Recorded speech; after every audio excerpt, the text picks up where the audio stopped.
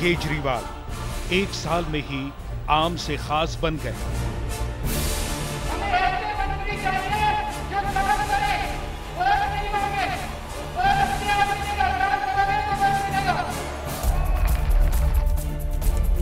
इस देश का आम आदमी भ्रष्टाचार नहीं करना चाहता, आम आदमी ईमानदारी की जिंदगी जीना चाहता है, लेकिन आज व्यवस्था ऐसी हो गई है कि बिना रिश्वत दिए काम ही नहीं चलता। केजरीवाल 1 साल में ही सबसे तेजी से उभरते हुए सबसे लोकप्रिय नेता बन गए।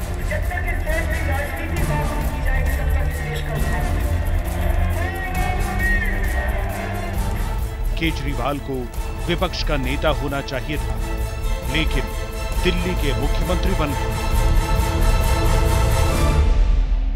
मैं अरविंद केजरीवाल ईश्वर की शपथ लेता हूं कि मैं विधि द्वारा स्थापित भारत के संविधान के प्रति सच्ची श्रद्धा और निष्ठा रखूंगा। केजरीवाल 1 साल के भीतर ही कांग्रेस और बीजेपी के लिए सबसे बड़ी चुनौती बन गए। ये मेरी जीत नहीं है, ये नई दिल्ली विधानसभा के लोगों की जीत है। केजरीवाल ने राहुल, सोनिया, मोदी पर भी निशाना साधा। मोदी और कांग्रेस मिलकर पर्दे के पीछे एक साथ बिजनेस करते हैं और जनता के सामने ऐसे दिखाते हैं कि दोनों अलग अलग हैं। केजरीवाल ने बीजेपी और कांग्रेस दोनों को भ्रष्ट पार्टी करार दिया। आज इन सारे गुंडों ने मिलकर राजनीति शब्द बर्बाद कर दिया। आज ये राजनीति नहीं कर रहे बीजेपी कांग्रेस वाले, आज ये दलाली कर रहे हैं देश में। यही नहीं, केजरीवाल फेसबुक और ट्विटर जैसे सोशल साइट्स पर लोकप्रियता की दौड़ में सबसे आगे निकल गए। 8 सितंबर को यही देखा गया कि देश के आम आदमी किस तरह से बड़े बड़े थप्पे पलटे हैं, तो इस देश के आम आदमी को चुनौती मत दो। शपथ ग्रहण के दिन केजरीवाल ने बिल्कुल फिल्मी अंदाज में हजारों लोगों के सामने गाने भी गाए। इंसान का इंसान से हो भाईचारा, यही पैगाम हमारा, यही पैगाम हमारा। इसके बावजूद मोदी के रडार पर क्यों नहीं है केजरीवाल?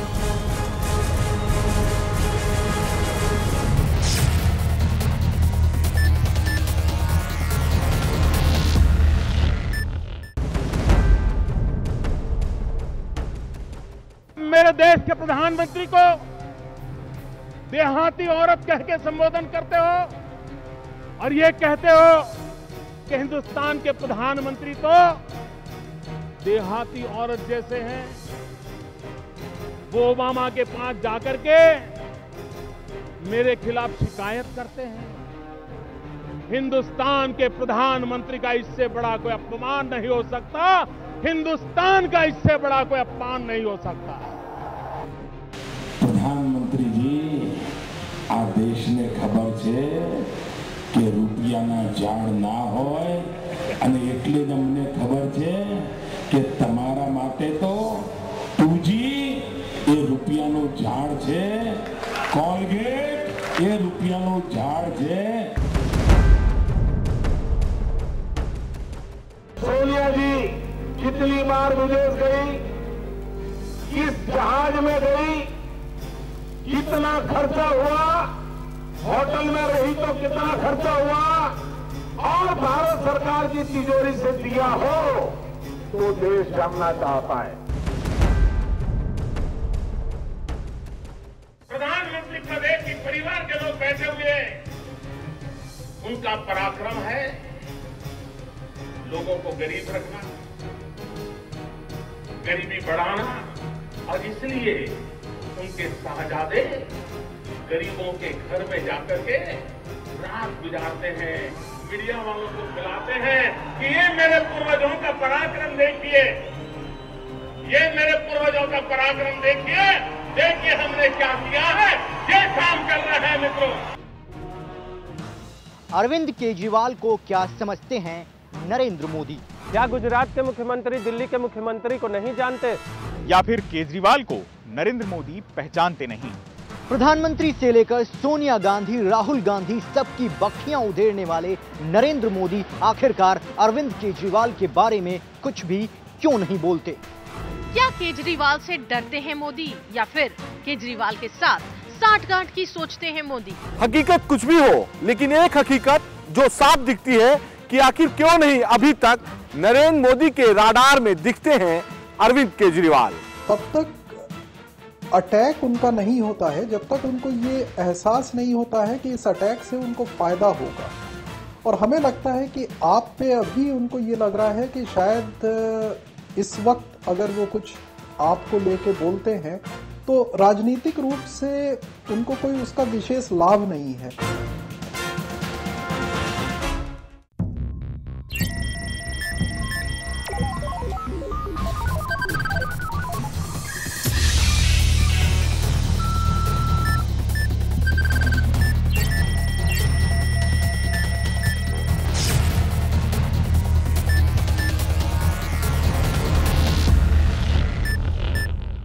ये हकीकत है कि नरेंद्र मोदी देश और दुनिया के बारे में बात करते हैं, लेकिन अरविंद केजरीवाल के बारे में कुछ भी नहीं बोलते। आखिर ऐसा क्यों? ये मानना थोड़ा मुश्किल होगा कि नरेंद्र मोदी किसी से डरते हैं। वो प्रधानमंत्री सोनिया गांधी, पाकिस्तान और अमेरिका के बारे में बोलने से नहीं चूकते। ऐसे में वो अरविंद केजरीवाल को क्यों छोड़ देते हैं?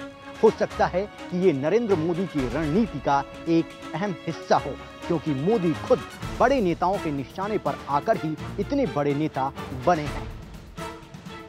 उनके मुंह से केजरीवाल का नाम अगर निकल जाए तो एक तो मुफ्त में केजरीवाल को प्रचार मिलेगा, दूसरा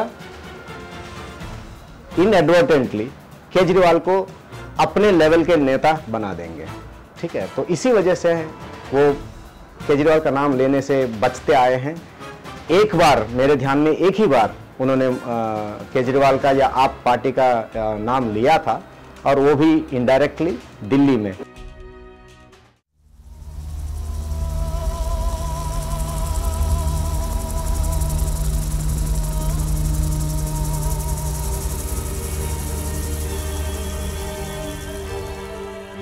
नरेंद्र मोदी जब गुजरात के मुख्यमंत्री बने थे तब वो बीजेपी के एक औसत दर्जे के नेता माने जाते थे।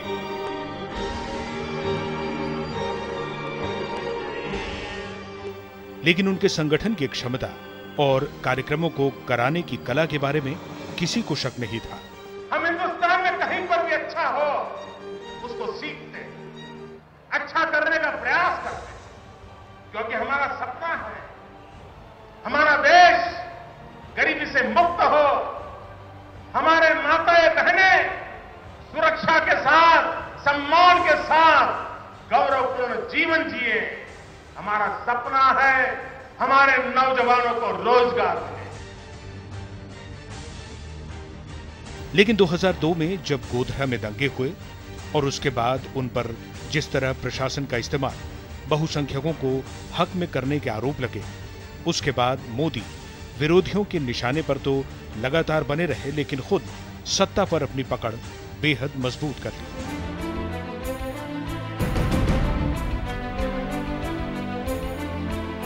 गुजरात पहले से ही भारत का बड़ा औद्योगिक राज्य रहा है।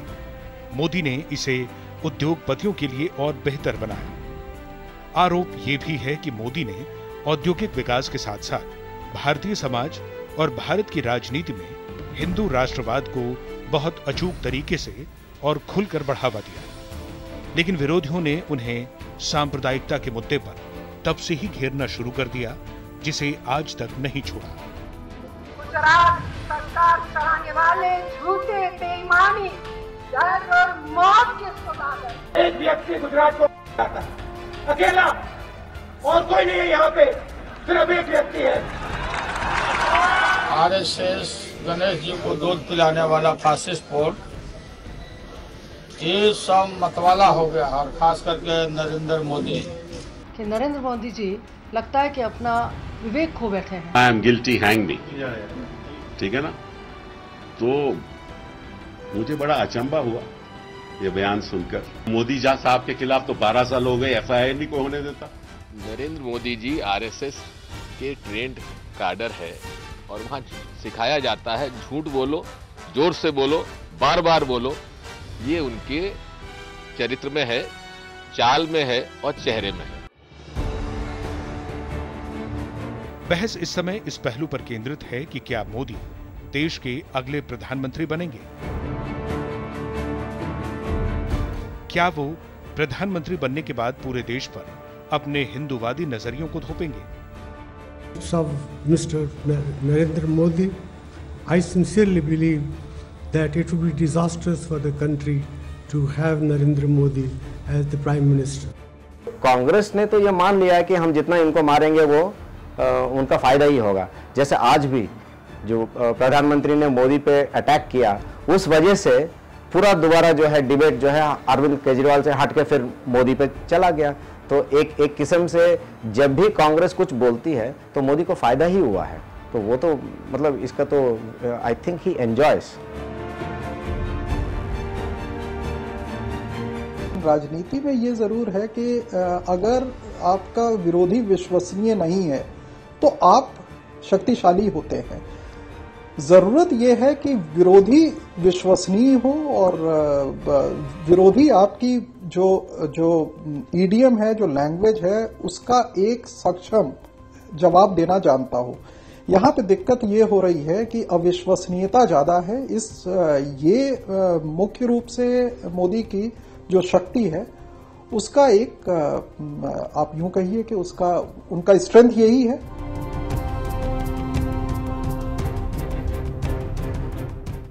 यह सही है कि पिछले 8 या 9 वर्षों में नरेंद्र मोदी पर जितने प्रहार हुए, वो प्रहार उस ढंग से करने के बजाय जो चीजें गुजरात में हुई उनका एक वैधानिक तरीके से गंभीरता से छानबीन चली होती और उस मसले को राजनीतिक मुद्दा न बनाया गया होता तो शायद नरेंद्र मोदी आज भारतीय राजनीति में इतने प्रासंगिक न होते और राजनीति के एजेंडा सेटर नहीं बनते।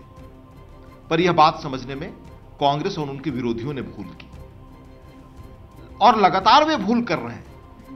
लेकिन इतना जरूर है कि इनके ऊपर जब आक्रमण इस तरह के होते हैं ना, तो उनकी एक जो रेटोरिक की छवि है, जो एक इस तरह की छवि है कि भाषण में वो फिर उसको ज्यादा अच्छे ढंग से अपनी एक विक्टिमहुड की इमेज को लेके आते हैं।